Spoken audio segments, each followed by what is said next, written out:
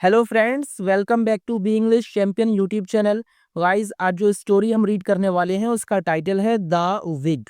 Guys, बहुत ही प्यारी और बहुत ही इंटरेस्टिंग स्टोरी है। पढ़कर आपको काफ़ी मज़ा आएगा और बहुत कुछ इस स्टोरी से आपको सीखने को भी मिलेगा। आज की इस वीडियो में हम कवर करेंगे English reading skills, English comprehension skills, English grammar and vocabulary को। तो गाइस, सबसे पहले मैं एक एक सेंटेंस को इंग्लिश में रीड करूंगा ताकि आप हर एक वर्ड का सही प्रोनाउंसिएशन जान पाएं, और उसके बाद एक एक वर्ड का हिंदी मीनिंग मैं आपको बताऊंगा ताकि आपके लिए इंग्लिश को पढ़ना, समझना और बोलना बिल्कुल आसान हो जाए। तो गाइस, इसके साथ साथ हम इंग्लिश ग्रामर और जो वोकेबलरी है उसको भी डिस्कस करते चलेंगे। तो आपके पास कॉपी, पेन, पेंसिल जो भी है आप निकाल लीजिए, और साथ ही साथ जो भी इसमें ऐसे वर्ड्स हैं जो आपको नहीं पता है उनको आप नोट डाउन करते चलिए ताकि आप बाद में उसको रिवाइज कर सके और अपनी वोकेब पावर को स्ट्रांग बना सके। तो स्टार्ट करते हैं। लेकिन स्टार्ट करने से पहले गाइस, मेरी आपसे रिक्वेस्ट है, आप वीडियो में एंड तक बने रहिएगा। स्टोरी पसंद आए तो वीडियो को लाइक, शेयर और कमेंट जरूर कीजिएगा। तो स्टार्ट करते हैं। द विग यानी नकली बाल। Once upon a time there was a minister in a kingdom. तो वंस अपॉन अ टाइम इसका मतलब होता है एक समय की बात है या एक बार की बात है। देयर वॉज यानी था, अ मिनिस्टर एक मंत्री, इन अ किंगडम यानी एक राज्य में। एक समय की बात है, एक राज्य में एक मंत्री था। तो गाइज, अब इस सेंटेंस के ग्रामेटिकल स्ट्रक्चर की बात करेंगे। यहाँ पर सब्जेक्ट देयर का यूज किया है। तो जब भी देयर को एज अ सब्जेक्ट यूज किया जाता है तो उसका कोई हिंदी मीनिंग नहीं निकलता है, क्योंकि इसको हम एक इंट्रोडक्टरी सब्जेक्ट के रूप में यूज करते हैं। और इसका यूज तब किया जाता है जब कहीं पर किसी के होने या ना होने की बात की जाती है। वॉज जो कि एक आपकी सिंपल वर्ब है, इसका मतलब है था, और सिंगुलर के साथ वॉज और प्लूरल के साथ वर का यूज किया जाता है।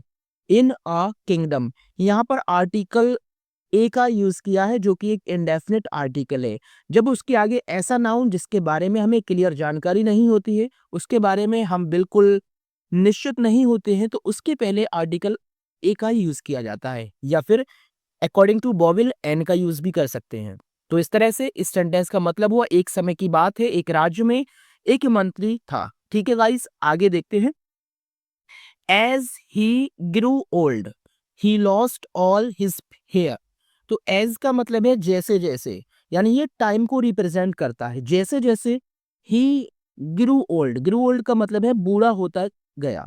तो ग्रू एक ग्रो की सेकंड फॉर्म है। ही उसने लॉस्ट खो दिए। लॉस्ट लॉस की सेकंड फॉर्म है, और सेकंड फॉर्म जिस सेंटेंस में आएगी वो सिंपल पास्ट सेंटेंस कहलाएगा, यानी सिंपल पास्ट टेंस का सेंटेंस। ऑल हिज हेयर यानी अपने सारे बाल। तो जैसे जैसे वो बूढ़ा होता चला गया उसने अपने सारे बाल खो दिए। He did not like his bald head.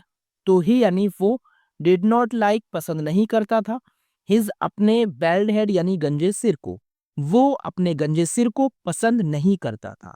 अब इस सेंटेंस से ग्रामेटिकल स्ट्रक्चर को देखेंगे। डिड नॉट प्लस वर्ब की फर्स्ट फॉर्म, ये पास्ट इंडेफिनिट का नेगेटिव सेंटेंस है, और इसका हिंदी अनुवाद करता था या किया, दो तरह से कर सकते हैं। यानी उसने अपने गंजे सिर को पसंद नहीं किया, या वो अपने गंजे सिर को पसंद नहीं करता था। तो बेल्ट का मतलब होता है गंजा, यानी जब सिर पर बाल नहीं होते हैं तो उसको बेल्ट कहते हैं, और ये आपका एक एडजेक्टिव पार्ट्स ऑफ स्पीच है जो कि क्वालिफाई कर रहा है हेड को। नेक्स्ट सेंटेंस की बात करते हैं आगे। He felt quite embarrassed to go out. He यानी वो, फेल्ट महसूस करता था, क्वाइट एम्बेरेस्ड यानी बिल्कुल, यानी काफी, शर्मिंदगी, टू गो आउट बाहर जाने में, वो बाहर जाने में काफी शर्मिंदगी महसूस करता था। तो फेल्ट जो है वो फील का सेकंड फॉर्म है। एम्बेरेस्ड का मतलब होता है शर्मिंदगी यानी शर्मिंदा होना। तो ये अपने आप में एक एडजेक्टिव भी है, यानी बिल्कुल शर्मिंदगी, टू गो आउट बाहर जाने में। So to avoid any embarrassment he went to the market and bought a wig to cover his head. So इसलिए, टू अवॉइड यानी बचने के लिए, एनी एम्बेरेसमेंट का मतलब होता है किसी भी शर्मिंदगी से। एम्बेरेसमेंट का मतलब होता है जब इंसान खुद को थोड़ा सा कम समझता है, यानी अपने आप को थोड़ा नीचा समझता है, तो उसको एम्बेरेसमेंट कहते हैं। यानी उस शर्मिंदगी से बचने के लिए ही वेंट, वो गया टू द मार्केट, बाजार में, एंड बॉट, और खरीदा, आ विग, टू कवर, ढकने के लिए, हिज हेड, अपने सिर को। तो शर्मिंदगी से बचने के लिए वो बाजार में गया और अपने सिर को ढकने के लिए एक विग उसने खरीदा। तो यहाँ वेंट और बॉट दोनों सिंपल पास्ट फॉर्म है। यानी वेंट गो से बनता है, गो, वेंट, गॉन, और बाउट बाई से बनता है, बी यू वाई, बाई, और बाउट, और थर्ड फॉर्म भी बॉट होती है। He chose a wig with thick black hair. He, उसने, चूज, चुना, अ विग, एक विग को, विद यानी साथ, थिक ब्लैक हेयर यानी मोटे काले वालों वाली। तो विद को हम यहाँ पर ऐसे भी बोल सकते हैं, यानी मोटे काले वालों वाली एक विग को उसने चुना या पसंद किया। तो चूज, जो चूज की ही सेकंड फॉर्म है, लेकिन फर्क क्या है, यहाँ सिंगल ओ बना है, लेकिन चूज में जो फर्स्ट फॉर्म होती है उसमें डबल ओ बनता है। तो आगे क्या होता है,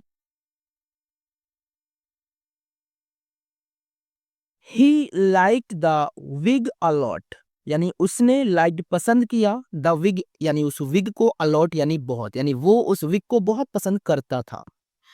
ही would often look at himself in the mirror and say how handsome I look with the wig. He यानी वो, वुड ऑफन यानी अक्सर, ऑफन मिस होता है अक्सर, और इसमें टी साइलेंट रहती है। लुक यानी देखा करता था, वुड के साथ वर्ब की फर्स्ट फॉर्म। तो इसका यूज पास्ट की हैबिट को दिखाने के लिए किया जाता है, यानी जो काम पास्ट में हम अक्सर किया करते हो, तो उस कंडीशन में यूज टू का या वुड का यूज किया जाता है। तो वुड ऑफन लुक यानी अक्सर देखा करता था, एट हिमसेल्फ, खुद को, इन द मिरर यानी शीशे में, एंड से, और कहता था, हाउ हैंडसम कितना सुंदर, आई लुक मैं लगता हूँ, विद द बिग यानी विग के साथ मैं कितना सुंदर लगता हूँ। तो one day he went selling with his friends. One day एक दिन, ही वेंट वो गया, सेलिंग का मतलब है यहाँ पर समुद्री यात्रा पर। तो सेलिंग एक होता है SELL, तो वो सेल मिस होता है बेचना, लेकिन SAIL, तो इस सेल का मतलब होता है समुद्री यात्रा करना। तो सेलिंग यानी सफर पर, विद यानी साथ में, हिज फ्रेंड्स अपने दोस्तों के। तो एक दिन वो अपने दोस्तों के साथ यानी समुद्री यात्रा पर गया। It was a very windy day. तो इट वॉज यानी था। अब यहाँ पर इट एक इंट्रोडक्टरी सब्जेक्ट है, और इट का यूज कहाँ किया जाता है, मौसम की जानकारी के लिए, समय की जानकारी के लिए, दिन, महीने, तारीख की जानकारी के लिए हम इट का यूज करते हैं। इट वॉज यानी थी, ये था, अ वेरी यानी बहुत, विंडी डे यानी हवादार दिन, यानी बहुत हवादार दिन था। इसका मतलब है उस दिन बहुत हवा चल रही थी। The minister and his friends were enjoying their boat ride. तो द मिनिस्टर यानी मंत्री, एंड हिज फ्रेंड्स और उसके दोस्त, वर एंजॉयिंग आनंद ले रहे थे, देयर अपनी बोट राइड का मतलब होता है नाव की सवारी का।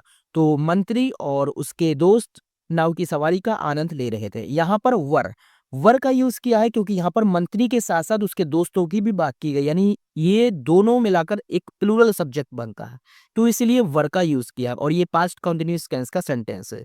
वर एंजॉयिंग यानी आनंद ले रहे थे। तो इसमें क्या होता है, इसमें जो भी एक्शन होता है वो कंटिन्यू होता है, यानी पहले से और अब भी हो रहा होता है।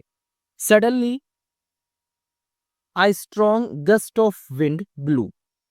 तो अचानक से, आई स्ट्रॉन्ग गस्ट ऑफ विंड का मतलब होता है हवा का तेज झोंका, गस्ट का मतलब होता है झोंका, इसको आप नोट डाउन कर सकते हैं। स्ट्रॉन्ग यानी तेज, तो तेज झोंका ऑफ विंड यानी हवा का, ब्लू यानी चला, ये ब्लो की सेकंड फॉर्म है। तो अचानक से हवा का एक तेज झोंका आया या चला।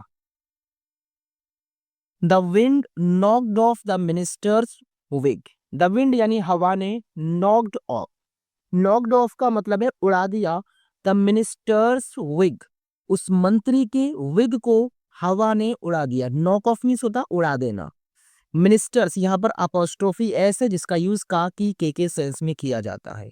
फिर क्या हुआ, when his friends saw him without the wig they could not control their laughter. When जिस समय, हिज फ्रेंड्स उसके दोस्त, हिज फ्रेंड्स उसके दोस्तों ने, यहाँ पर अपोस्ट्रोफी नहीं होना चाहिए था, उसके दोस्तों ने, सॉ यानी देखा, हिम उसको, विदाउट यानी बिना, द विग यानी विग के, दे वे कुड नॉट कंट्रोल यानी नहीं रोक सके, देयर लाफ्टर अपनी हंसी को। जब उसके दोस्तों ने उसको बिना विग के देखा तो वे अपनी हंसी को कंट्रोल नहीं कर सके। कुड कैन का पास्ट फॉर्म होता है जो कि एक मॉडल है और इसका यूज एबिलिटी के सेंस में किया जाता है। The minister felt very embarrassed but later he too started laughing. The minister मंत्री ने फेल्ट महसूस किया, वेरी एम्बेरेस्ड यानी बहुत शर्मिंदगी, तो मंत्री ने बहुत शर्मिंदगी महसूस की। बट लेटर लेकिन बाद में, ही टू यानी वो भी, स्टार्टेड शुरू हो गया, लाफिंग हंसना यानी उसने भी हंसना शुरू कर दिया। लाफिंग एक मतलब जेरंड की एक नाउन फॉर्म में है, यानी जेरंड है ये। जेरंड क्या होता है? जेरंड का मतलब होता है वर्ब की फर्स्ट फॉर्म के साथ आईएनजी का लगना और नाउन के रूप में यूज होना, जेरंड बन जाता है।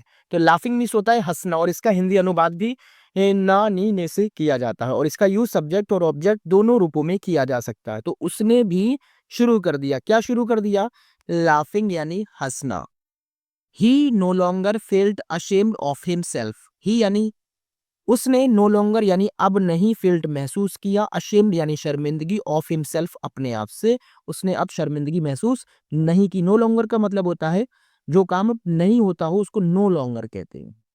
तो मोरल की बात करते हैं, one should except one self without being ashamed, यानी इंसान को, यहाँ वन का मतलब है एक, तो वन एक इंडेफिनिट प्रोनाउन है जो कि अनिश्चित लोगों के लिए यूज किया जाता है, यानी हमें यहाँ पर पता नहीं है कि हम किस इंसान की बात कर रहे हैं। तो वन यानी किसी भी इंसान को, शुड एक्सेप्ट यानी स्वीकार करना चाहिए, वन सेल्फ यानी अपने आप को, विदाउट बिना, बीइंग अशेम्ड यानी मतलब शर्मिंदा हुए, किसी भी एक मतलब एक इंसान को शर्मिंदा हुए बगैर अपने आप को स्वीकार करना चाहिए। यानी कि गॉड ने जैसा हमें बनाया है तो हमें अपने आप को उसी फॉर्म में एक्सेप्ट कर लेना चाहिए। अगर हम उसमें कोई भी आर्टिफिशियल चीज यूज करते हैं तो वो हमें कहीं ना कहीं एम्बेरेस फील कराएगी।